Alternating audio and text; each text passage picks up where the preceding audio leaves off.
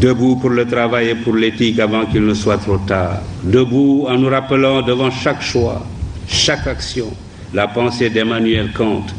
Demandons-nous chaque fois que nous sommes tentés d'avoir un comportement non éthique, ce que serait la vie si chacun faisait comme nous.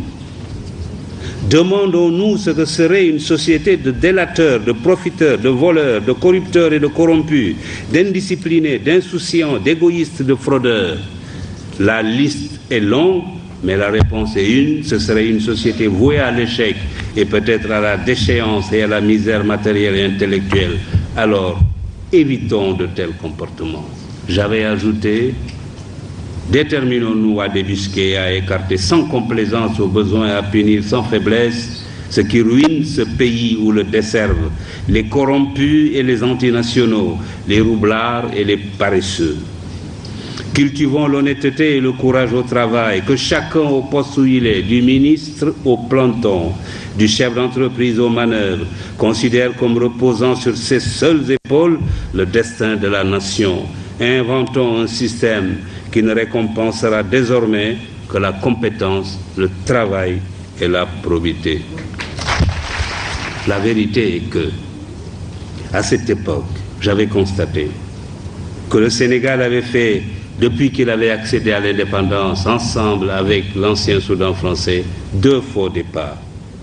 Le premier a été constitué par la rupture de la Fédération du Mali.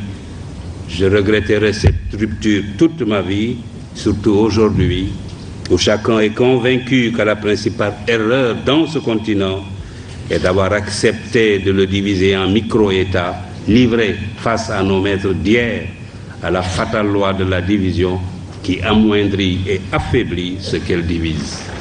Plutôt que d'avoir de grands politiciens, cherchons à avoir de grands médecins, de grands ingénieurs, de grands professeurs, de grands spécialistes de l'économie et des finances, et même des savants. Les pays les plus puissants du monde ne sont pas ceux où la politique est reine. C'est plutôt le contraire. Les Marocains ne sont pas les seuls à se soucier de l'éducation, du travail et de l'éthique. L'Asie du Sud-Est, les organisations internationales et même les pays développés ont décidé de s'engager sur la voie de l'éthique.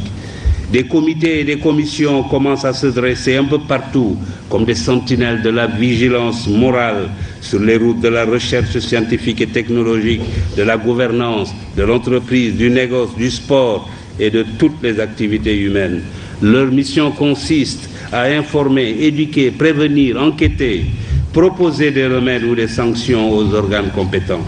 L'éthique est désormais enseignée dans plusieurs universités, écoles et instituts. Il nous faut participer à ce mouvement. Il faut alors que dans nos institutions, dans nos organes, nos administrations, nos ateliers et nos bureaux, partout, suivre cet exemple. Il faut que triomphe l'éthique au Sénégal. L'université Cheikh Anta Diop doit donner l'exemple. Le pouvoir est fait pour servir. Il est passager. L'argent ne sert qu'à satisfaire les besoins. Au-delà, il est inutile. La deuxième condition du règne de l'éthique, c'est l'éducation. Il est indispensable que nos enfants et nos petits-enfants bénéficient d'une bonne éducation. Tous mes amis des pays émergents me le disent, la clé de leur réussite, c'est l'éducation. Que nos étudiants entrent à l'université comme on entre dans les ordres ou au Dara, et que les meilleurs soient mis dans les conditions optimales pour devenir des cadres de haut niveau, ou même,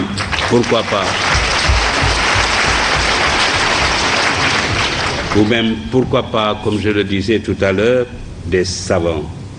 Bien sûr, cela nécessite la réhabilitation de la fonction technique au détriment de la fonction politique.